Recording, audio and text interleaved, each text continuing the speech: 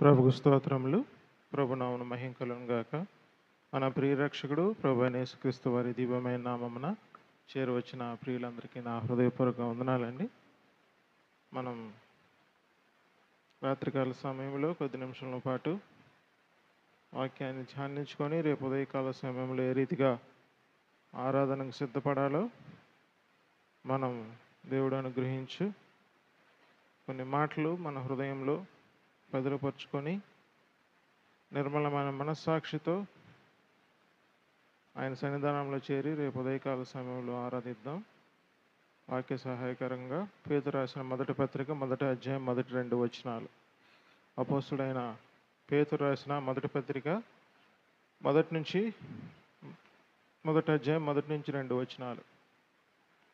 యేసుక్రీస్తు అపోస్తుడైన పేతురు తండ్రి అయిన దేవుని భవిష్యత్ జ్ఞానమును బట్టి ఆత్మ వలన పరిశుద్ధత పొందిన వారే విధేయులగుటకును యేసుక్రీస్తు రక్తం వలన ప్రోక్షింపబడుటకును ఏర్పరచబడిన వారికి అనగా పొంతు, గలతీయ, కప్పదకియ, ఆసియా, బితునియ అనే దేశంలో యందు చెదిరిన వారిలో చేరిన యాత్రికులకు శుభమని చెప్పి వ్రాయినది. మీకు కృపయు సమాధానము విస్తరిల్లునుగాక. దేవుడు తన పరిశుద్ధ వాక్యాన్ని దీవించునుగాక. వాక్య సహాయార్థం ప్రార్థన చేసుకుందాం. అందరూ తలలో ఉంచి ప్రార్థనలో ఏకీమించవలసిందిగా మనం చేస్తున్నాం.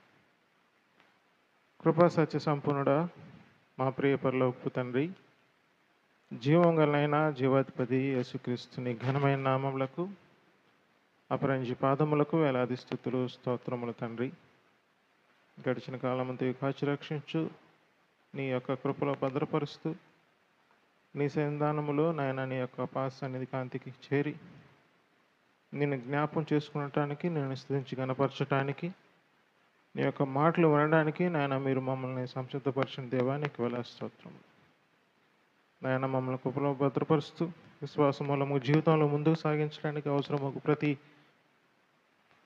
పరిస్థితిని, వాతావరణాన్ని సమకూరుస్తున్న విధానం బట్టి స్తోత్రములు. నాయన రేపు ఉదయకాల సమయంలో నాయన మా యొక్క జీవితంలో జీవించడానికి భాగంగా మీరు అనుగ్రహిస్తున్న నాయన మన యొక్క శరీర రక్తాల్లో పాలు పంపులు పొందడానికి కావలసిన మనస్సాక్షిని నాయన మరి మేము ఈ రాత్రికాల సమయంలో శుద్ధి చేసుకోవడానికి మీరు కృప చూపించమని, పవిత్రమైన మనస్సాక్షితో రేపు ఉదయకాల సమయంలో సన్నిధానంలో చేరి నేను ఆరాధించే భాగ్యాన్ని కృపను మాకు అనుగ్రహించమని, దానికి కావలసిన నాయన మాకు జ్ఞానము ప్రత్యక్షత మనస్సును మీరు మాకు అనుగ్రహించడానికి ఈ రాత్రికాల సమయంలో మమ్మల్ని సిద్ధపరచమని, చేరువచ్చిన ప్రతి బిడ్డని మీరు జ్ఞాపకం చేసుకొని నాయన వారికి కావలసిన ఆత్మీయ వర్తమానాన్ని మీరు అందించమని, మీరే మహిమ ఘనత ప్రభావాలు పొందమని ప్రభువైన యేసుక్రీస్తు నామమున అతిథంగా వేడి ప్రార్థన చేయుచున్నాం తండ్రి, ఆమేన్.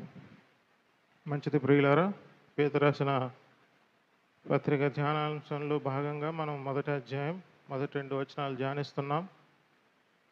దేవుని భవిష్యత్ జ్ఞానమును బట్టి ఆత్మ వలన పరిశుద్ధత పొందిన వారై విధేయులగుటకు అనే పదంలో ఆత్మ వలన పరిశుద్ధత ఏ రీతిగా కలిగిందో, ఆత్మ వలన ఒక అవిశ్వాసి విశ్వాసిగా ఎలా మారుతాడో మనం ఉదాహరణతో నేర్చుకున్నాం. అందరికీ గుర్తుందనే నేను ఆశిస్తున్నాను. ఆత్మ వలన పరిశుద్ధత పొందింది అనే ఆ యొక్క మాటకి అర్థం మన పరిశుద్ధత స్థితిని తెలియజేస్తుందా, ఫలాన్ని తెలియజేస్తుందా? గుర్తుందా ఎవరికన్నా? మన స్థితిని తెలియజేస్తుందా, మనకు కలిగే పరిశుద్ధత అంటే ఫలాన్ని తెలియజేస్తుందా? ఫస్ట్ రెండా? ఫస్ట్ అని కొంతమంది అంటున్నారు. ఏమ్మా హర్షత్?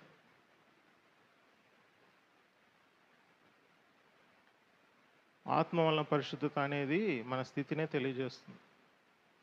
మనం ఆత్మ వలన పరిశుద్ధులం అని నమ్మితే మనకు పరిశుద్ధత అనే ఫలం కలుగుతుంది. ఇదే 14వ అధ్యాయంలో నేను పరిశుద్ధుడై ఉన్నాను గనుక మీరును పరిశుద్ధులై ఉండుడి అన్నాను. ఇదే మనం కూడా ఆపాదించుకున్నట్లయితే మనం పరిశుద్ధులము గనక పరిశుద్ధంగా జీవించాలి, లేకపోతే ఉండాలి. అంతేనా? పాపులం కాబట్టి పరిశుద్ధులం అవ్వడం అనేది అది స్థితిని తెలియజేస్తుంది. ఎందుకంటే ఒకప్పుడు మనం పాపులం, క్రీస్తు రక్తం వల్ల మనం ఏమయ్యాం? పరిశుద్ధపరచబడ్డాం. ఆ ఒక్క అర్పణ చేత మనం పరిశుద్ధపరచబడ్డాము గనుక కొలస్సీయులు రాసిన మొదటి పత్రిక మొదటి అధ్యాయం మొదటి వచనంలో మనం చెప్పినట్లు, కొలస్సీయుల పత్రికలో మొదటి అధ్యాయం మొదటి వచనంలో చెప్పినట్లు, మన విశ్వాసం వలన పరిశుద్ధపరచబడ్డాం, పరిశుద్ధులుగా పిలువబడుతున్న వారం. అది స్థితిని తెలియజేస్తుంది ప్రియులారా. ఆ స్థితి ఎలా కలుగుతుందంటే ఆత్మ వలన పరిశుద్ధత అన్నప్పుడు మన అపోస్తుల కార్యం గ్రంథం 8వ అధ్యాయంలో మనము ఆత్మ వలన ప్రేరేపితమైన ఒక వ్యక్తిని చూసాం. తాను ఆత్మవశుడై ఒకరికి వాక్యాన్ని బోధించినప్పుడు లేఖనాలు అనుసరించి బోధించడం ద్వారా అతను ఏమయ్యాడు? రక్షింపబడ్డాడు. తర్వాత మరలా ఆత్మ అతను కొనుగోబడింది. ఎవరు అతను? ఎవరు? అపోస్తుల కార్యంలో 8వ అధ్యాయంలో ఎవరు ఉంటారన్న? ఫిలిప్ కదా. మనం ఒకసారి వాక్యం విన్నామంటే అది మన స్థితిని కోసం అని అన్నప్పుడు హృదయంలో నాటుకుపోవాలి ప్రియులారా. ఎందుకంటే దాని ద్వారానే మనం జీవిస్తాం. మన వాక్యాన్ని ఏదైతే మనకు అవసరమో అది మన హృదయంలో మనం పొందుపరుచుకోలేకపోతే, లేకపోతే మన హృదయంలో అది ఎమడకపోతే తద్వారా మనం జీవించలేం. ఎందుకంటే ఇది జీవానికి అవసరమైన సంబంధించిన విషయాలు. ఏదో క్యారెక్టర్ స్టడీస్ లాగా అబ్రహాం కోసం క్యారెక్టర్ స్టడీ చేసి అబ్రహాంకి ఎంతమంది పిల్లలు, ఎంతమంది భార్యలు, ఆయన దేవుడికి విధేయుడిగా దీవించాడు కాబట్టి మనం విధేయులుగా ఉండాలి అనే విషయంలో విశ్వాసం అభివృద్ధి కాదు. క్యారెక్టర్ స్టడీస్లో మనకి విశ్వాసం అభివృద్ధి కాదు ప్రియులారా. కేవలం క్రీస్తు యొక్క విషయాలు, సంగతులు మనం నేర్చుకోవడం ద్వారానే మనకి విశ్వాసం కలుగుతుంది ప్రియులారా. దాన్నే అభిషేకం అన్నాం. దేవుడు అభిషేకాన్ని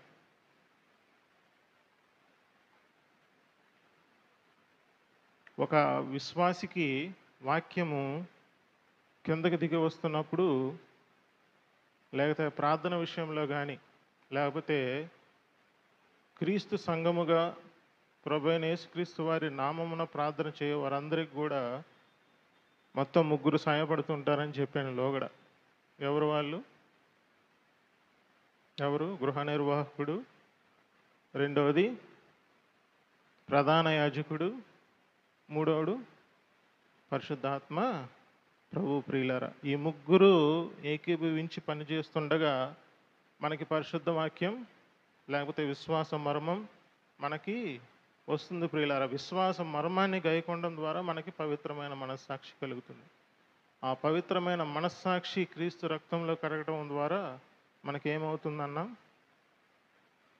విశ్వాసం అభివృద్ధి అవుతుంది. అదే ఆరాధన ప్రియులారా. మనం అంతకంతకు విశ్వాసాన్ని, విశ్వాస మూలముగా జీవితంలో ముందుకు సాగే ప్రక్రియ ఆరాధన. ఆ ఆరాధన ఫలితమే మనం జీవించడానికి దేవుడి శరీర రక్తాలని మనం కలిగి ఉంటున్నాం. అంటే జీవిస్తున్నాం కాబట్టి ఆ జీవాహారాన్ని మనం తినాలి. జీవించకుండా తింటే అదేమవుతుంది? అపరాధం అవుతుంది, అయోగ్యత అవుతుంది ప్రియులారా. యోగ్యముగా తినే విషయంలో మనం వివేచించి తినకపోవడం ద్వారా కలిగేది అపరాధం. అపరాధం ద్వారా మానవుడు అంటే విశ్వాసి శిక్షావిధికి కారణమవుతాడు. అక్కడ శిక్ష ఏమిటనేది అక్కడే తెలియజేస్తున్నాడు. ఏమని? అనేక మంది రోగులు, చాలామంది నిద్రిస్తున్నారు, బలహీనం కలిగి ఉన్నారు ప్రియులారా. మరి అటు స్థితిలోకి వెళ్ళిపోవడానికి కారణము క్రీస్తు అక్కడ గృహ నిర్వాహకుడిగా ఉండి ప్రధాన యాజకుడిగా యాజకత్వం వహిస్తూ ఆయన ప్రోక్షించే రక్తాన్ని ఎవరైతే ఆ ప్రోక్షణ రక్తంలో తమ యొక్క మనస్సాక్షిని శుద్ధి చేసుకోలేకపోతారో వారందరూ కూడా పవిత్రమైన మనస్సాక్షి కలిగి ఉండలేరు ప్రియులారా. పవిత్రమైన హృదయం కలిగిన ప్రతి విశ్వాసి ఆరాధనలో భాగంగా ప్రతి నిత్యము కూడా కాళ్ళు కడుక్కోవాలా వద్దా? కడుక్కోవాలి ప్రియులారా. అంటే మనస్సాక్షి ప్రతినిత్యం, అది గ్రాండ్ టైం కాదు. ఇక్కడ మనం చదువుకున్నట్లు పరిశుద్ధత పొందిన వారై విధేయులగుటుగా అని అంటే ఇక్కడ విధేయత గ్రాండ్ టైం కాదు. దేవుడు మనకు అనుగ్రహించిన పరిశుద్ధత అది స్థితి, అది గ్రాంట్ అయితే దానికి విధేయులై జీవించడానికి మూలము పవిత్రమైన మనస్సాక్షి ప్రియులారు. అది గ్రాండ్ టైం కాదు. విశ్వాసం అభివృద్ధి అయ్యేది గ్రాండ్ టైం కాదు. విశ్వాసులుగా పిలువబడుతున్న మనం, పరిశుద్ధులుగా పిలువబడుతున్న మనం అనునిత్యం కూడా మన యొక్క మనస్సాక్షిని, మన యొక్క మనస్సును మనం పవిత్రపరచుకోకపోతే మనం ఆటోమేటిక్గా పాపజ్ఞప్తి గల మనస్సాక్షి వస్తుంది. ఎందుకంటే మనం చేసే క్రియలను బట్టి మనం పైనున్న వారం అక్కడి నుంచి జీవిస్తున్నామన్న విషయాన్ని మర్చిపోవడం ద్వారా మనకేమవుతుంది, భూలోకమైన సంబంధమైన విషయాల మీద మనసు పెట్టాల్సి వస్తుంది.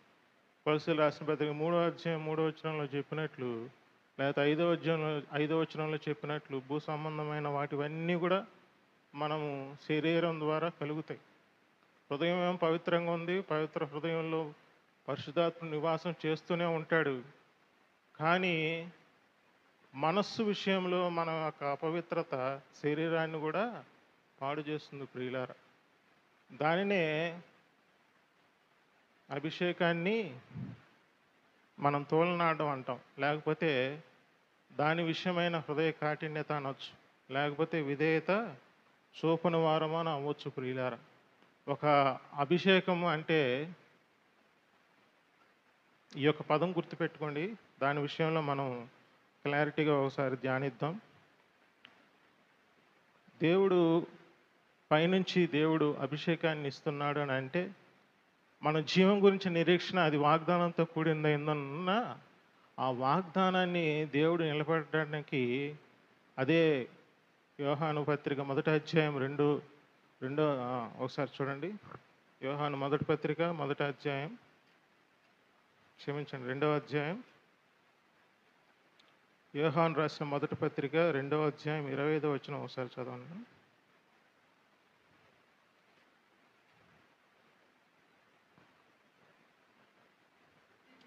నిత్య జీవం అనుగ్రహించున్నదియే ఆయన తానే మనకు చేసిన వాగ్దానము.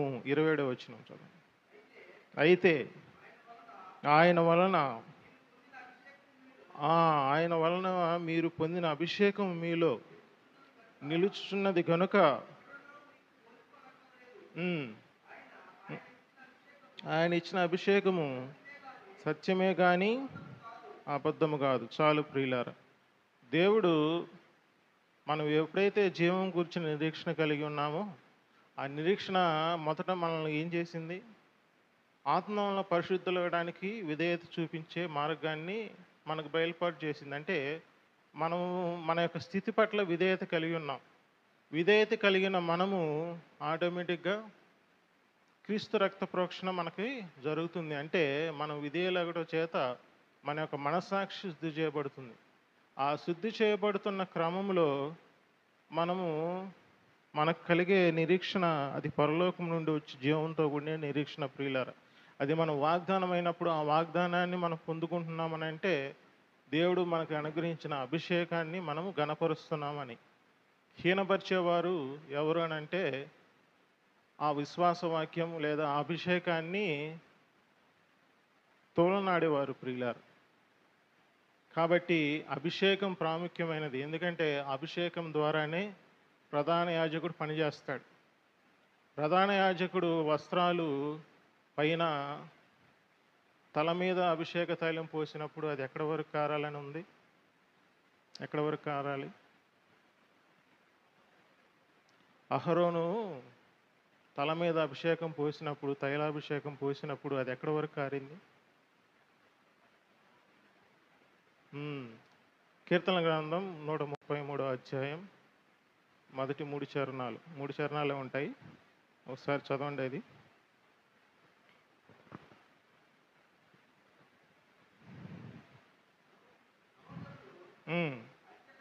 ఐక్యత కలిగి నివసించుట ఎంత మేలు, ఎంత మనోహరము. అది తల మీద పోయబడి అహరోను గడ్డం మీదుగా కారి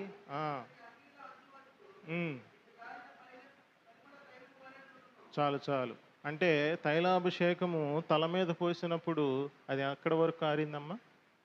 అంగీల అంచు వరకు కారిందని అంటే అతను వేసుకున్న వస్త్రములో చిరుగు కానీ లేకపోతే మధ్యలో ఆగిపోవడం గాని జరిగితే అది అంచు వరకు జారదు. అక్కడ అంచులో ఏమున్నాయి? మనం లేవియాకాండం 8వ అధ్యాయం గమనిస్తే, లేకపోతే సంఖ్యాకాండంలో గమనించినా మనకక్కడ ఏముంటుందంటే, యాజకుని వస్త్రాలు అంగీల అంచులో ఏముంటాయంటే, బంగారపు దానిమ్మ పళ్ళు, తర్వాత దాని వెంటనే ఏముంటాయి? గంటలు ఉంటాయి. అంటే ఆ బంగారపు దానిమ్మ పళ్ళు, గంటలు దేన్ని సూచిస్తున్నాయంటే, ఫలాన్ని. దానిమ్మ పళ్ళాలు ఫలాన్ని అంటే ఆత్మ ఫలాలుగా మనం అభివర్ణించుకున్నట్లయితే, వెంటనే గంట అనేది వరం. అంటే ఫలము ద్వారా వరం కలిగే పరిస్థితి దేని ద్వారా కలుగుతుంది? అభిషేకం ద్వారా. అభిషేకం అంటే ఇప్పుడు మనం చెప్పండి, పైనుంచి వచ్చే విశ్వాస వాక్యం ప్రియులారా. ఆ విశ్వాస వాక్యం దేనిదై ఉండాలి? అభిషేకం పొందిన వాక్యం అంటే క్రీస్తు యేసునందు విశ్వాసం ఉంచవలసిన వాక్యం ప్రియులారా. ఇప్పుడు అభిషేకం అంటే ఏమని పేరు పెట్టుకుందాం? క్రీస్తు యేసునందు ఉంచవలసిన విశ్వాస వాక్యం, లేకపోతే విశ్వాసాన్ని బోధించే విధానం, అది అభిషేకం. దేవుడు అభిషేకాన్ని కలిగి ఉండి మనకు అనుగ్రహించే ఆ అభిషేక తైలము అది ఫలాన్ని, వరాన్ని తాకే విధంగా ఉండాలి. అంటే మనం అనుగ్రహింపబడే ఆ యొక్క ఏదైతే వస్త్రము అది మనకి అభిషేకం ద్వారా పవిత్రపరచబడుతుందో, మనకు కలిగేవి ఫలాలు, వరాలు. ఆ ఫలాలు, వరాలు మనం అపేక్షించే వారమైతే ఆ అభిషేకాన్ని హీనపరచం, వాటిని కనపరచకుండా ఉండలేము ప్రియులారా. కాబట్టి మనకు కావలసిన అభిషేకము అది మొదట దేని ద్వారా కలుగుతుందంటే, మన యొక్క మనస్సాక్షి శుద్ధి కలిగిన విషయాలు, అంటే క్రీస్తు యేసునందు ఉంచవలసిన విశ్వాసం వెల్లడైనప్పుడు. ఎప్పుడైతే క్రీస్తు యేసునందు విశ్వాసం వెల్లడైందో, అప్పటి నుంచి అనుగ్రహింపబడే ప్రతి ఒక్క వాక్యము కూడా అది అభిషేక తైలం వంటిది ప్రియులారా. ఆ 133 అధ్యాయాన్ని మనం చాలాసార్లు ధ్యానిస్తూ ఉంటాం. దేనికోసం ధ్యానిస్తాం? సహోదరుల ఐక్యత కలిగి నివసించుట ఎంత మేలు, ఎంత మనోహరం అని చెప్పి, కింద అహరోను తైలము గడ్డం మీదుగా కారే అంగీలంచు వరకు అని అంటే, దాని గురించి అంటే చెప్పుండొచ్చేమో, నాకైతే వాటి విషయం మీద అప్పుడు అవగాహన ఏమీ రాలే. ఐక్యత కలిగి ఉండడానికి అభిషేకానికి లింక్ ఏంటి? అది కూడా ఆ క్రమం చూడండి ఎలా రాశారు. తైలము నెత్తి మీద పోస్తున్నప్పుడు అది గడ్డం మీదుగా కారి అంగీల అంచు వరకు కూడా అది వెళ్ళాలి ప్రియులారా. అభిషేకం అనేది లేకపోతే తైలం అనేది ఆ రీతిగా దేవుడు అభివర్ణిస్తున్నప్పుడు దాంట్లోని యొక్క మర్మాన్ని, అదే విశ్వాస మర్మం అన్నాం. ఆ విశ్వాస మర్మం వెల్లడవుతున్నప్పుడే అభిషేకం పనిచేస్తున్నట్టు. విశ్వాస మర్మము మనకు వెల్లడవుతుందనంటే మన యొక్క మనస్సాక్షి లేకపోతే మనస్సు పవిత్రమవుతుందని అర్థం. కాబట్టి మనము అభిషేకాన్ని గణపరచకపోతే మన యొక్క మనస్సాక్షి శుద్ధి అవ్వదు. అభిషేకాన్ని గణపరచడానికి మన యొక్క స్థితిని పట్ల మనం విధేయత కలిగి ఉండాలి ప్రియులారా. మన స్థితి మీద మనం విధేయత కలిగి ఉండకపోతే, స్థితి అక్కడ ఏంటి? పరిశుద్ధత. ఆ పరిశుద్ధత ఎలా కలిగింది మనకి అనేది మన హృదయంలో నిలవబడకపోతే మనం దేని పట్ల ప్రయత్నిస్తూ ఉంటాం? ఆ పరిశుద్ధత కలగడానికి మనం ట్రై చేస్తూ ఉంటాం. తద్వారా ఏమవుతుంది? దేవుడు మనకి మన యొక్క మనస్సాక్షిని ఏ రీతిగా సిద్ధపరిచాడో, ఆ మనస్సాక్షి శుద్ధి చేయడానికి అవసరమగు ప్రోక్షణ రక్తము సరైన విధానంలో పనిచేయదు ప్రియులారా. మీకు అర్థమవుతుందని నేను చెప్పేది. ఒక క్రమాన్ని దేవుడు అనుగ్రహించాడు. అభిషేకము అంటే మనం ఏమన్నాం? క్రీస్తు యేసునందు ఉంచవలసిన విశ్వాసాన్ని బోధించే వాక్యం ప్రియులారా. ఆ వాక్యం వెల్లడవుతున్నప్పుడు మనం విశ్వాస మర్మాన్ని గైకొంటాం. ఆ విశ్వాస మర్మమే మన యొక్క మనస్సాక్షిని శుద్ధి చేస్తుంది. మన హృదయాన్ని శుద్ధి చేస్తుందా? చెప్పండి. హృదయ శుద్ధి ఎప్పుడు జరిగింది? మనం ఆయన మొదట హృదయం ముందు విశ్వసించిన తోడనే ఏం చేశాడు? అపోస్తుల కార్యముల గ్రంథం 15వ అధ్యాయం 9వ వచనంలో మన హృదయాలను పవిత్రపరిచాడు. పవిత్రపరిచిన దేవుడు 8వ వచనంలో మనకి పరిశుద్ధాత్మని మన హృదయంలోకి పంపించాడు. హృదయ పవిత్ర జరిగింది, కానీ మన యొక్క మనస్సాక్షి పవిత్రత అనేది అనునిత్యం దేవుని బోధ వలన జరుగుతుంది ప్రియులారా. ఆ అభిషేకాన్ని మనం ఘనపరచడం ద్వారా ఆ విశ్వాస మర్మాన్ని మన హృదయంలోకి నింపుకుంటాం. తద్వారా మనసు పనిచేస్తుంది. ఎప్పుడైనా సరే హృదయంలో నుంచి మనసు పనిచేయాలి. మనసు ద్వారా శరీరమే యాక్టివేట్ అవుతుంది. నువ్వు హృదయంలో నుంచి లేకపోతే మనస్సు నువ్వు శరీరానుసారంగా నువ్వు జీవిస్తే శరీరం యాక్టివ్ అవుతుంది. తద్వారా నువ్వు చేసే క్రియలన్నీ శరీరానుసారంగానే నడుచుకోవాల్సి వస్తాయి. శరీరానుసారమైన మనసు మరణం అంటున్నాడు కదా దేవుడు. ఆత్మానుసారమైన మనస్సే మనకు జీవం కలిగి ఆ జీవించే విధానాన్ని మనకు నేర్పిస్తుంది ప్రియులారా. కాబట్టి మన మనస్సాక్షే మెయిన్. హృదయం ఆల్రెడీ శుద్ధి చేయబడింది. హృదయంలో పవిత్రాత్మ పరిశుద్ధాత్మ దేవుడు హృదయంలో నివాసం ఉన్నాడు. ఆయన ఎల్లప్పుడూ ఉంటాడు. ఎప్పుడు దాకా ఉంటాడంటే దేహ విమోచనంత వరకు ఉంటాడు. ఆ విషయంలో మనకి దేవుడు గ్రాంటే ఇచ్చింది. విశ్వాసాన్ని మొదట రక్షింపబడడానికి విధేయులయ్యాం. అంటే క్రీస్తు విధేయతే మన విధేయతగా మనం స్వీకరించాం. పరిశుద్ధత కలిగింది, అది గ్రాంట్. కానీ ఎప్పుడైతే పరిశుద్ధాత్మ దేవుని ద్వారా మనము ఇదే 18వ వచనం గమనించండి. పేతురు రాసిన మొదటి పత్రిక 1వ అధ్యాయం 18వ వచనం.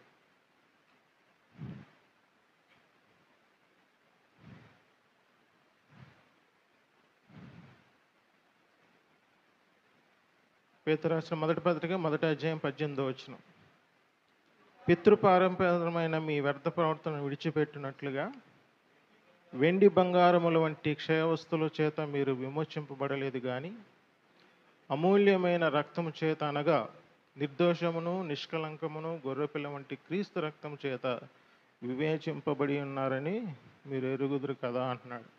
మనము మన యొక్క పితృపారంపర్యమైన వ్యర్థ ప్రవర్తన విడిచిపెట్టడానికి మూలం ఏంటంటే ఆయన విమోచన. ఆ విమోచన ఏ రీతిగా కలిగింది? అమూల్యమైన క్రీస్తు రక్తము చేత. ఇప్పుడు 1వ అధ్యాయం 1వ వచనంలో 2వ వచనంలో చెప్పినట్లు క్రీస్తు యొక్క ప్రోక్షణ రక్తము మన మనస్సాక్షి శుద్ధి చేయడానికి కారణం ఏంటంటే క్రీస్తు యేసునందు మనం ఆ విధేయత చూపడం ద్వారా ప్రియులారా. అంటే పైనుంచి వచ్చే వాక్యం మీద విధేయత చూపడం ద్వారా మన యొక్క ఆ విశ్వాస మర్మాన్ని మనము మన మనస్సాక్షిని శుద్ధి చేయడానికి ఉపయోగపడుతుంది. తద్వారా మన మనస్సాక్షి ఏమవుతుంది? క్రీస్తు రక్తంలో కడగబడుతుంది ప్రియులారా. అప్పుడే మనం విశ్వాస మర్మాన్ని, లేకపోతే క్రీస్తు యేసునందు ఉంచవలసిన విశ్వాసం ఏదైతే వాక్యమో ఆ వాక్యాన్ని మనం అంగీకరించడం ద్వారానే క్రీస్తు రక్తము మనకు వినియోగింపబడుతుంది. ఆ విషయాన్ని మనం గమనించాలి.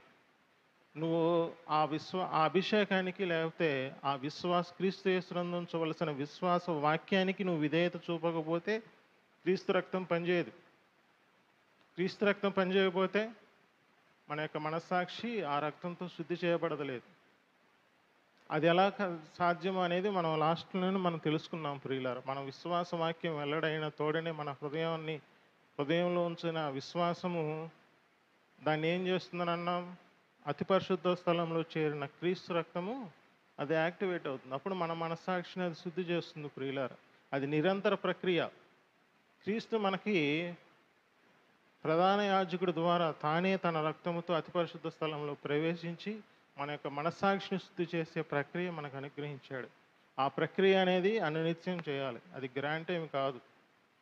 కాబట్టే మనం విశ్వాసం ఉంచుతున్నప్పుడు మన క్రియలు విశ్వాస క్రియలుగా ఉంటున్నాయి, సత్కార్యాలుగా ఉంటున్నాయి. నువ్వు పాపజ్ఞప్తి లేకుండానే నువ్వు దేవుని సన్నిధానంలో ధైర్యంగా ఆరాధన చేస్తున్నావు. ఎప్పుడైతే నీ యొక్క మనస్సాక్షి బలహీనమవుతుందో, అపవిత్రమవుతుందో, లేకపోతే వాత వేయబడింది అయిపోతుందో, ఇంకా చెప్పాలంటే పాపజ్ఞప్తి గల మనస్సాక్షి అయిపోతుందో, అప్పుడు నువ్వు చేసే ఆరాధన యథార్థమైనది కాదని. ఎందుకంటే అక్కడ క్రీస్తు రక్తం నీ యొక్క మనస్సాక్షిని శుద్ధి చేయబట్టలేదు ప్రియులారా. ఆ విషయాన్ని మనం గమనించుకోవాలి. అంటే మనం ఆత్మ వలన పరిశుద్ధత పొందిన వారే విధేయుల చేత ఏమవుతుందని అన్నాం? యేసుక్రీస్తు రక్తము ప్రోక్షింపబడుతుంది. ఆ ప్రోక్షింపబడిన రక్తం ఏం చేస్తుంది? మన మనస్సాక్షిని శుద్ధి చేస్తుంది. శుద్ధి చేయడం ద్వారా ఏం కలుగుతుంది? ఇప్పుడు 18వ వచనంలో చెప్పినట్లు మనం వ్యర్థమైన పితృపారంపర్యమైన ప్రతి పరిస్థితిని మనం విడిచిపెడతాం. విడిచిపెట్టినప్పుడు కలిగే జీవితమే ఆరాధన. అర్థమైందా ఇప్పుడు మీకు? మనము మన యొక్క స్థితిని గమనించుకోవడం ద్వారా, అంటే దాన్ని విధేయులగడం ద్వారా యేసుక్రీస్తు రక్తం మనకి ప్రోక్షింపబడుతుంది. ఆ ప్రోక్షణ రక్తం అనేది గ్రాంట్ కాదు. మనం ఎప్పుడూ కూడా అనునిత్యం ఆ యొక్క అభిషేకాన్ని మనం గణపరుస్తూ ఉంటామో, అప్పుడు దేవుడు అనుగ్రహించిన విశ్వాస వాక్యం. నువ్వు రేపొద్దున నువ్వు ఆరాధనలో పాల్గొంటున్నావనంటే, ఈరోజు నువ్వు ఈ యొక్క మనస్సాక్షిని ఖచ్చితంగా శుద్ధి చేసుకోవాల్సిందే. అది ఎవరి ద్వారా అంటే గృహ నిర్వాహకుని ద్వారా అనుగ్రహింపబడిన అభిషేకం ప్రియుల. అభిషేకం ద్వారా నీ యొక్క విశ్వాస మర్మం వెల్లడవుతుంది. అది కూడా చూద్దాం. చూడండి, తిమోతి రాసిన మొదటి పత్రిక 3వ అధ్యాయం 9వ వచనం చూడండి. తిమోతి రాసిన మొదటి పత్రిక 3వ అధ్యాయం 9వ వచనం.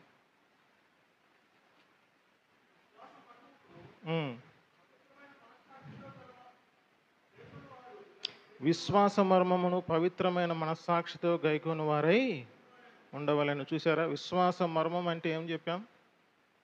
అభిషేకం అంటే క్రీస్తు యేసునందు ఉంచవలసిన విశ్వాసము అనే బోధను బోధించే ప్రక్రియ ప్రియులారా. ఆ మర్మాన్ని పవిత్రమైన మనస్సాక్షితో గైకొనాలంటే ఆ మర్మాన్ని మనము అంగీకరించాలి కదా. ఆ విశ్వాస మర్మాన్ని మనం అంగీకరించినప్పుడే సాక్షి ఏ రీతిగా కలుగుతుంది? మనస్సాక్షి ఏ రీతిగా శుద్ధి చేయబడుతుంది? హెబ్రీయులకు రాసిన పత్రిక 9వ అధ్యాయం 14వ వచనంలో ప్రకారం అది క్రీస్తు రక్తం ద్వారా మన యొక్క మనస్సాక్షి శుద్ధి చేయబడుతుంది.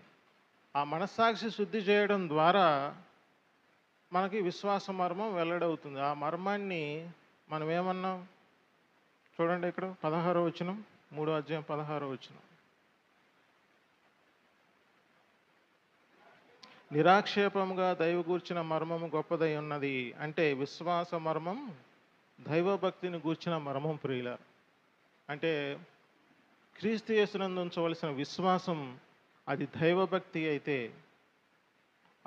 ఆ దైవభక్తి గూర్చిన మర్మము అది ప్రధాన యాజకుడి నుంచి మనకు అనుగ్రహింపబడుతున్న క్రీస్తు రక్తం ద్వారానే శుద్ధి చేయబడుతుంది.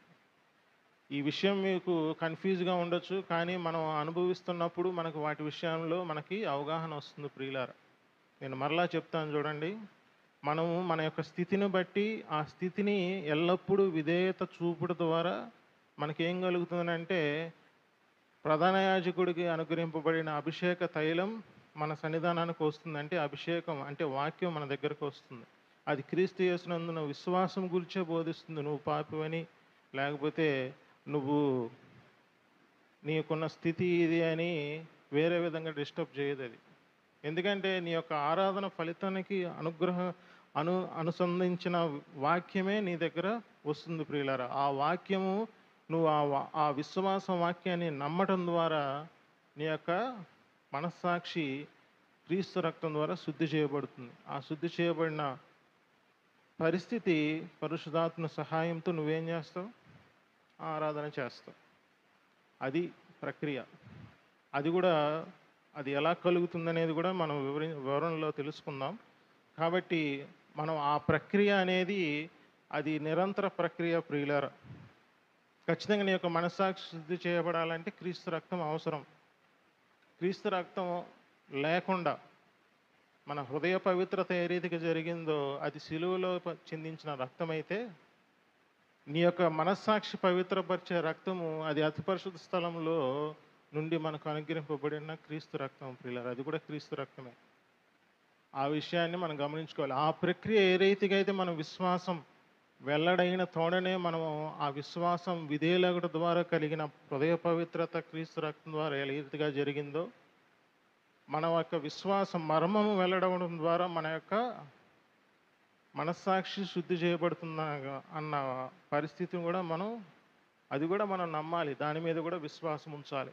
ఈ ప్రక్రియ కాకుండా నువ్వు ఏ రీతిగా చేసినా అది నామమాత్రం ఆరాధనే. ఒకవేళ తెలియకుండా కూడా నువ్వు ఇదే పరిస్థితిలో నువ్వు నీ యొక్క హృదయంలో తలంపులు పెట్టుకొని ఆరాధిస్తే, ఈ యొక్క కోఆర్డినేషన్ తెలియకపోయినా నువ్వు యథార్థమైన ఆరాధన చేస్తున్నట్లే. అలా కాకుండా నీ యొక్క స్థితి ఈ వారాంతం అంతా కూడా నేను ఎటువంటి లోపం లేకుండా జీవించానని నీ యొక్క అహంతో చేసే ఆరాధన అది సరైన ఆరాధన కాదు. అది ఇతరులను బట్టి నువ్వు కంపేర్ చేసుకొని చేసే ఆరాధన. లేకపోతే నేను పరిశుద్ధంగా జీవించానని నువ్వు దేవునికి కనపరుచుకునే ఆరాధన. నువ్వు పరిశుద్ధంగా జీవించాను అని దేవునికి కనపరుచుకున్నావంటే అది యెషయా గ్రంథం 64:6లో కూడా 6 లాగా అవేంటి స్వనీతి క్రియలు, మురికి గుడ్డలుగానే కనబడతాయి దేవుడికి. కాబట్టి ఆ విషయాన్ని మనం గమనించుకోవాలి. మనం సత్క్రియలుగా కనపడాలని అంటే మన క్రీస్తు రక్తం ఏ రీతిగా మన యొక్క వస్త్రాన్ని తడుపుతుందో అనేది మనం గమనించుకోవాలి. కాబట్టి ఈ విషయాలన్నీ మనం గమనించుకుంటే మనకి యథార్థమైన ఆరాధన కలుగుతుంది. మనం ఆరాధించే ఆరాధన విషయంలో ఎటువంటి అవగాహన కలిగి ఉండి ఆరాధిస్తున్నాం అనేది ప్రాముఖ్యమైన పరిస్థితి ప్రియులారా. మన స్థితిని నమ్మకపోతే మనం యథార్థమైన ఆరాధన చేయలేమని ఏ రీతిగా అయితే మనం ముందుగా నేర్చుకున్నామో ఆ స్థితి యందు విధేయులగుట చేత మన యొక్క క్రీస్తు రక్తము కంపల్సరీగా వినియోగింపబడాలి. ఆ మనస్సాక్షికి కావలసిన ఆ మనస్సాక్షి శుద్ధి చేయబడడానికి కావలసిన క్రీస్తు రక్తము ఏ రీతిగా వస్తుందని అంటే మొదట అభిషేకాన్ని మనం గనపరచాలి. అంటే అభిషేకం అని అంటే ఏం చెప్పాం? క్రీస్తు యేసునందు ఉంచవలసిన విశ్వాసమును బోధించేది. ఎందుకంటే మన హృదయాల్లో అనేక కలవరాలు ఉండొచ్చు, కానీ దేవుడు యోహాను సువార్త 14వ అధ్యాయం మొదటి 2 వచనాల్లో ఏం చెప్పాడమ్మా? మీరు కలవరపు చెందొద్దు, దేవుని యందు విశ్వాసం ఉంచుతున్నారు, నా యందును కూడా మీరు విశ్వాసం ఉంచాలి. ఎందుకంటే విశ్వాసము అనేది మనకి పవిత్రమైన మనస్సాక్షి విషయంలో గ్రాంట్ ఏమి కాదు. కాబట్టి ప్రతి నిత్యం కూడా ఆయన యొక్క వాక్యాన్ని మనం ఆయన ఆ వాక్యం ద్వారా మన యొక్క మనస్సాక్షిని శుద్ధి చేసుకోకపోతే మనకు ఆ దినము మనం విశ్వాసంతో జీవించలేని వారంగానే ఉంటున్నాం ప్రియులారా. కాబట్టి ఆ పరిస్థితిని గమనించుకోవాలి. మనం ఈ యొక్క స్థితిని గమనించిన మనము ఆయన సన్నిధానంలో చేరాలి ప్రియులారా. ఆ సన్నిధానంలో చేరితే అప్పుడు మనకు ఆయన మనం ఏం చేయాలనేది డిసైడ్ చేస్తాడు. అవునా? మనం ఆయన సన్నిధానంలో చేరితే ఆయన చేరిన తర్వాత ఆయన సన్నిధానంలో చేరినప్పుడు ఆయన మనకు పనిని డిసైడ్ చేస్తాడు. అదే సత్కార్యం. ఆ సత్కార్యంలో నువ్వు ఎంత సంపాదించుకుంటే నీకు అంత దేవుడు గ్రాంట్గా నీకు సత్కార్యాలు ఇస్తాడు. అప్పుడు ధైర్యంగా క్రీస్తు న్యాయపీఠం దగ్గర మనం నిలబడగలం. అప్పుడు ఆయనకి ఎంతైతే దేవుడు మనకి ఆశీర్వాదాలుగా దేవుడు సత్కార్యాల రూపంలో బహుమానాలు ఇస్తాడు, ఆ బహుమానాలన్నీ మనం పొందుకుంటాం ప్రియులారా. ఆయన చెంతకు చేయడం ద్వారా ఆయనకు పని మనకి ఏం చేయాలనేది చెప్పే విషయంలో మనం ఒకరిని గమనించవచ్చు. ఎవరు వాళ్ళు? చూడండి, పాత నిబంధనలో రూతు గ్రంథం. ఈ ఒక్క విషయాన్ని చెప్పి మనం ముగించుకుందాం ప్రియులారా. రూతు గ్రంథం 3వ అధ్యాయం మొదటి నుంచి చదవండి.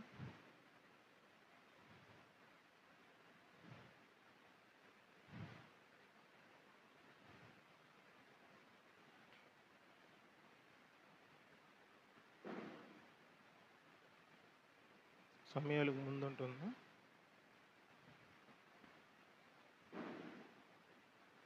221వ పేజీ. రూతు గ్రంథము 3వ అధ్యాయం మొదటి నుంచి చదువుకుందామా? ఆమె అత్త అయిన నయోమి, నా కుమారి, నీకు మేలు కలుగునట్లు నేను నీ కొరకు విశ్రాంతి విచారించగలదానను కదా.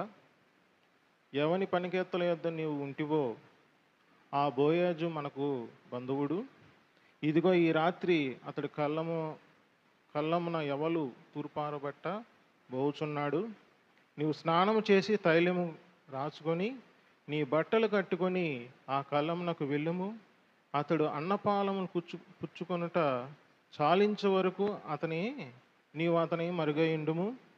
అతడు పండుకొనిన తర్వాత అతడు పండుకునే స్థలమును గుర్తిరిగి లోపలికి పోయి అతని కాళ్ళ మీద ఉన్న బట్టను తీసి పండుకొనవలను. నీవు చేయవలసిన దాన్ని అతడు నీకు తెలియజేయనని ఆమెతో అనగా, ఆమె నీవు సెలవిచ్చినదంతయు చేస్తానని చెప్పి ఆ కళ్ళమునొద్దకు పోయి తన అత్త ఆజ్ఞాపించినదంతయు చేసిన. బోయాజు మనసును సంతోషించినట్లు అన్నపానములు పుచ్చుకొని లోపలికి పోయి ధాన్యపు కుప్ప యొద్ద పండుకున్నప్పుడు ఆమె మెల్లగా పోయి అతని కాళ్ళ మీద బట్ట తీసి పండుకొనెను. మధ్యరాత్రి యందు అతడు ఉలికిపడి తిరిగి చూచినప్పుడు ఒక స్త్రీ అతని కాళ్ళ వద్ద పండుకొని ఉండెను.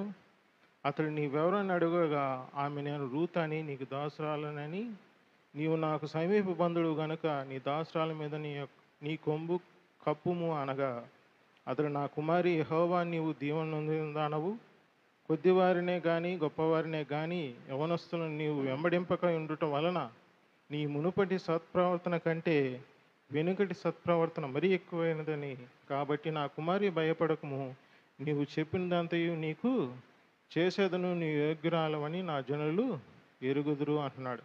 ఇదంతా చెప్పిన తర్వాత 16వ వచనంలో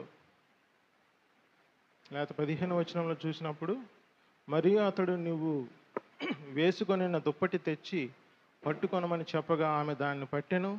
అతడు 6 కొలల యవలులు కొలిచి ఆమె భుజం మీద ఉంచగా ఆమె పురంలోనికి వెళ్ళెను.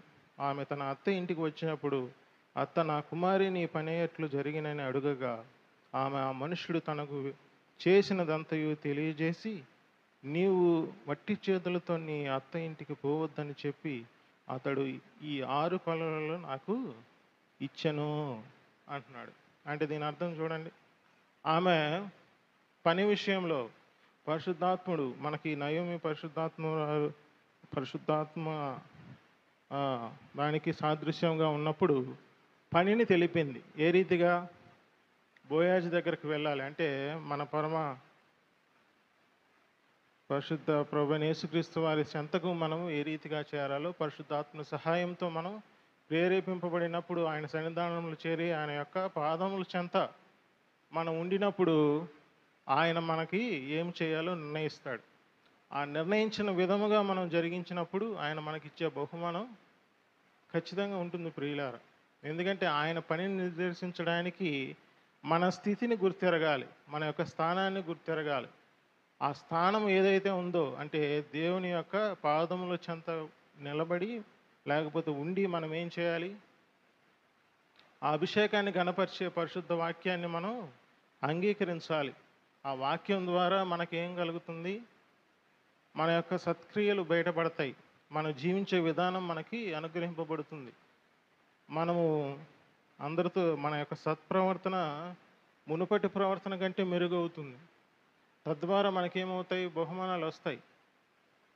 నువ్వు అత్త ఇంటికి వెళ్ళినప్పుడు ఖచ్చితంగా ఏదో ఒక బహుమానంతో వెళ్ళాలని మనము నిత్యరాజ్యంలో ప్రవేశించినప్పుడు మనకి క్రీస్తు న్యాయపీఠం ఎదుట ఖచ్చితంగా మనం సిగ్గుపరచబడం, ఖచ్చితంగా బహుమానాలు దొరుకుతాయి.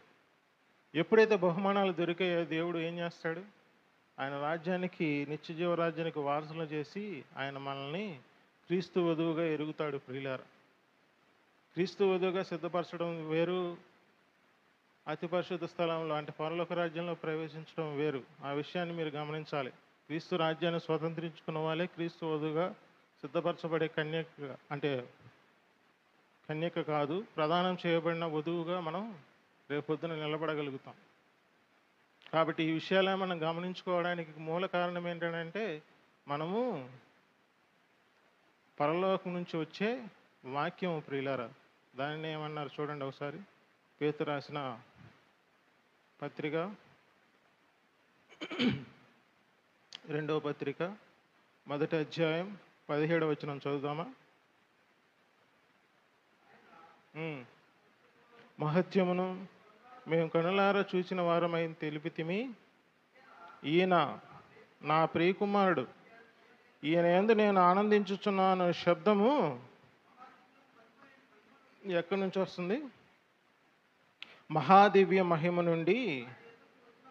చాలు ప్రియులారా. అంటే మహాదివ్య మహిమ నుంచి అంటే పరలోక రాజ్యము నుంచి, లేకపోతే తండ్రి యొద్ద నుంచి, లేకపోతే అతి పరిశుద్ధ స్థలం దగ్గర నుంచి. అది గృహ నిర్వాహకుని ద్వారా విశ్వాస మర్మము గైకొనే గృహ నిర్వాహకుని ద్వారా కలుగుతుంది ప్రియులారా. ఎందుకంటే అది విశ్వాస మర్మం అవుతుంది. అది ప్రతిదినము అనుగ్రహింపబడేది కాదు, నూతన ప్రత్యక్షత ప్రియులారా. అది ఆ ప్రత్యక్షతను బట్టి మనకు కలిగిన ఆ విధేయత మన యొక్క మనస్సాక్షిని శుద్ధి చేస్తుంది. ఎందుకంటే క్రీస్తు రక్తం యాక్టివేషన్ అవుతుంది. ఆ క్రీస్తు రక్తం యాక్టివేట్ అవ్వడం ద్వారా మన యొక్క మనస్సాక్షి శుద్ధి చేయబడడం ద్వారా మనము నిర్జీవ క్రియలను లేకపోతే పితృపారంపర్యమైన వ్యర్థ ప్రవర్తన విడిచిపెడతాం. ఆ వ్యర్థ ప్రవర్తన విడిచిపెట్టే విధానాన్నే ఎఫెసీయుల రాసిన పత్రిక 4వ అధ్యాయం 23వ వచనం. లాస్ట్ ఇది చదివి ముగించేసుకుందాం. చూడండి, ఎఫెసీయులకు రాసిన పత్రిక 4:23 చూడండి ఒకసారి.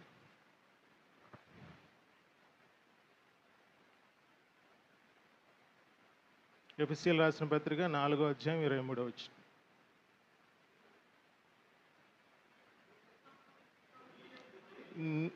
నీ చిత్తవృత్తి యందు నూతన పరచబడిన వారై, అంటే పితృపారంపర్యమైన వ్యర్థ ప్రవర్తన విడిచిపెట్టడం అంటే మన చిత్తవృత్తి యందు నూతన పరిచే స్వభావం ప్రియులారా. దాన్నే రోమీయులకు రాసిన పత్రిక 7:6 ఆత్మానుసారమైన నవీన స్థితి ప్రియులారా. ఆ చిత్తవృత్తి యందు నూతన పరిచే విధానము అది అనునిత్యం జరిగేది. ఎందుకంటే నీ చిత్తంలో ఉండే నూతనత్వం అనేది ఎల్లప్పుడూ కలగాల్సిందే. అది గ్రాంట్ ఏమి కాదు. అది గ్రాంట్ కాదు అని నువ్వు నమ్మితే నువ్వు ఆ యొక్క చిత్తవృత్తి యందు విశ్వాసం ఏ రీతిగా కలగడానికి అవసరమగు అభిషేకాన్ని నువ్వు గణపరుస్తావు. అంటే విశ్వాస మర్మం కోసం నువ్వు ప్రయత్నం చేస్తావు, దాని మీద లక్ష్యం ఉంచుతావు, ఆయన పాద సన్నిధిలో చేరడానికి నీ యొక్క ప్రక్రియ ఆరంభిస్తావు. అప్పుడు ఆయన నీకు ఏం చేయాలో నీకు చెప్తాడు. తద్వారా కలిగిన నీ యొక్క వాక్య వెలుగులో, లేకపోతే ఆ యొక్క వాక్య ప్రత్యక్షతలో నీ యొక్క జిహ్వా ఫలం నుంచి నీకు ఆటోమేటిక్గా ఏమొస్తాయి? ఫలాలు వస్తాయి ప్రియులారా. తద్వారా నీ యొక్క హృదయం సమాధానంతో నిండుతుంది. సమాధానంతో నువ్వేం చేస్తావు? ఆరాధన చేస్తావు. కాబట్టి ఈ యొక్క సైక్లింగ్ అనేది ఇది మర్చిపోకూడదు. ఖచ్చితంగా మన హృదయంలో, అంటే మనకు కలిగిన స్థితిని మనం విధేయుల చేత ఇవన్నీ కలుగుతాయి. ఇదేదో కొత్తగా ఈ అబ్బాయి వచ్చి చెప్తున్నాడు అని అంటే అది నేను చేసేది ఏం లేదు. ఎందుకనంటే మనం చేసే ఆరాధన ఖచ్చితంగా మనం ఏం చేస్తున్నామనంటే వాతావరణమైన మనస్సాక్షితోనే ఆరాధిస్తున్నాం. ఎందుకంటే హృదయ గ్రహింపు ఉండదు.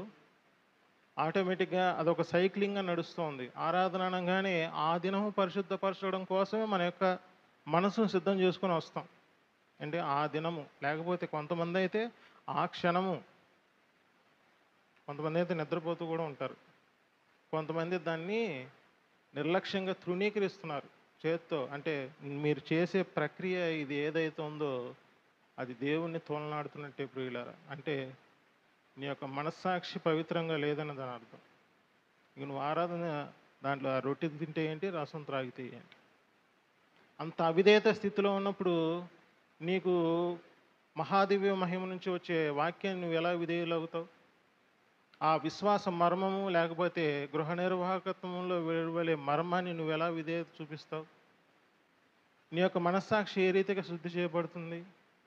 తద్వారా నీ యొక్క చిత్తవృత్తి యందు నూతన స్వభావం ఏ రీతికి కలుగుతుంది? అంటే నువ్వు నీరు, రక్తము, ఆత్మ ఈ మూడు పనిచేస్తుందని విరుద్ధంగా జీవిస్తున్నావు అని దాని అర్థం. సమయం లేదు కాబట్టి అది మనం వచ్చే వారం ధ్యానిద్దాం అవకాశం ఉంటే. యోహాను పత్రిక మొదటి అధ్యాయం 5వ యోహాను మొదటి పత్రిక 5వ అధ్యాయం 9 నుంచి మనం చదువుకున్నట్లయితే అది మనకు తేటతెల్లంగా దేవుడు వివరిస్తున్నాడు ప్రియులారా.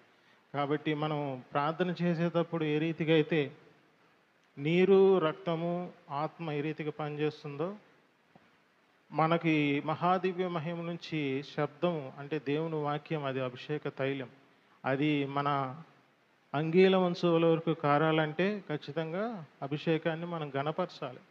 అప్పుడే మనము ఆ అంగీల అంచులో ఏమున్నాయని చెప్పుకున్నాం? ఫలములు, వరములు ప్రియులరా. ఆ రెండు నీకు ఫలం అనుగ్రహింపబడాలన్నా, అది వరముగా మారాలన్నా ఖచ్చితంగా అభిషేక తైలాన్ని నువ్వు గణపరచాలి. అప్పుడే సహోదరుల ఐక్యత. ఆ సహోదరుల ఐక్యత ఏంటంటే ఎఫెసీయులకు రాసిన పత్రిక 4:11 ప్రియులారా. అపోస్తలుల కార్యముల గ్రంథం 4:30 ఇవన్నీ అది టాపిక్ వేరు కాబట్టి మనం ఇప్పుడు తెలుసుకోవాల్సిన పరిస్థితి ఏంటి? మన యొక్క మనస్సాక్షి శుద్ధి చేయబడాలంటే ఏం తెలుసుకోవాలి? ఇది ఒక్క వచనం చెప్పి అదే ఈ యొక్క డౌటు, లేకపోతే ఇది యొక్క ప్రక్రియని మనం జ్ఞాపకం చేసుకొని ముగించుకుందాం. మన మనస్సాక్షి శుద్ధి చేయబడాలంటే ఏం చేయాలి? మొదట చేయవలసింది ఏంటి చెప్పండి? పరిశుద్ధత. మనం పరిశుద్ధతలో ఏ రీతిగా అయ్యామో దానికి విధేయత చూపించాలి. విధేయత చూపించడం ద్వారా ఏం కలుగుతుందమ్మా? విశ్వాసానికి విధేయత చూపించడం ద్వారా, అంటే పైనుంచి వచ్చే అభిషేక తైలాన్ని మనం గణపరుస్తాం. అంటే విశ్వాస వాక్యం మీద, ఆ విశ్వాస మర్మం మీద మనం మనసు పెడతాం. అప్పుడు మన మనసు ఏమవుతుంది? విశ్వాస మర్మము బయలువెడినతోనే మన మనస్సు శుద్ధి చేయబడుతుంది. తద్వారా క్రీస్తు రక్తము ప్రోక్షింపబడుతుంది ప్రియులారా. అంటే మన మనస్సాక్షిని ఏం చేస్తుంది? అది శుద్ధి చేస్తుంది. మనస్సాక్షి శుద్ధి చేయడం ద్వారా మనం ఏం చేస్తాం? మన పితృపారంపర్య వ్యర్థ ప్రవర్తన కావచ్చు, లేకపోతే మన చిత్తవృత్తి యందు నూతన పరిచయ స్వభావం మనకు కలుగుతుంది. అది ఎవరి ద్వారా కలుగుతుంది? పరిశుద్ధాత్మ ద్వారా కలుగుతుంది. ఆ పరిశుద్ధాత్మ ద్వారా కలిగిన స్థితిని వరకు రావడమే అప్పుడు మనకు ఆరాధన ఫలితం ప్రియులారా. ఒక విశ్వాసి ఆరాధన యథార్థంగా చేయగలుగుతున్నాడని అంటే ఈ మూడు జరగాలి. అంటే మహాదేవి మహిమ నుంచి వచ్చే శబ్దం అని అంటే అది అభిషేకం అన్నాం. ఆ అభిషేకం అంటే క్రీస్తు యేసునందు విశ్వాసం ఉంచే బోధ ప్రియులారా. ఆ బోధ ద్వారా ఏమవుతుంది? మనస్సాక్షి శుద్ధి చేయబడుతుంది. అంటే క్రీస్తు రక్తం యాక్టివేట్ వస్తుంది. తర్వాత ఆత్మ పనిచేస్తుంది. ఆత్మ అంటే చిత్తవృత్తి యందు నూతన పరిచే ప్రక్రియ పరిశుద్ధాత్మ దేవుడు చేస్తాడు. అంటే నీరు, రక్తము, పరిశుద్ధాత్మ దేవుని సహాయం, ఈ మూడు ఉంటేనే మనం ఆరాధన చేయగలం. అంటే అది జీవించే విధానం ప్రియులారా. ఆ జీవించే విధానము మనం సరిగా ఉంటే నువ్వు పాలు పంపులు పొందే ఆ శరీర రక్తాలు ఖచ్చితంగా నువ్వు ఘనపరుస్తూ తీసుకుంటున్నప్పుడు అది యథార్థమైన ఆరాధన అవుతుంది. ఆ యథార్థమైన ఆరాధన ఫలితం ఏంటంటే నువ్వు సత్కార్యాలు చేయడానికి దేవుడు నీ యొక్క స్థితిని సిద్ధపరుస్తున్నాడు. ఆ స్థితిని నువ్వు గుర్తెరగడం ద్వారా నీకు పని దేవుడు కేటాయిస్తాడు. ఆ పనిని చెప్పేంత వరకు నువ్వు ఏమై ఉండాలి? వెయిట్ చేయాలి. అప్పుడు నీకు కార్యం అనుగ్రహించిన ద్వారా నేను ఏదైతే ఎవలలో నువ్వు పొందుకుంటావో ఆ పొందుకున్నవన్నీ క్రీస్తు న్యాయపీఠం ఎదుట బహుమానాలుగా పొందుకుంటావు ప్రియులారా. కాబట్టి ఇది విశ్వాస జీవితం యొక్క ప్రాథమిక అంశాలు. ఈ ప్రాథమిక అంశాలు మన హృదయంలో గుర్తెరగకపోతే మనం యథార్థమైన ఆరాధన జీవితం జీవించినట్లే. దేవుడు తన వాక్యాన్ని దీవించును గాక.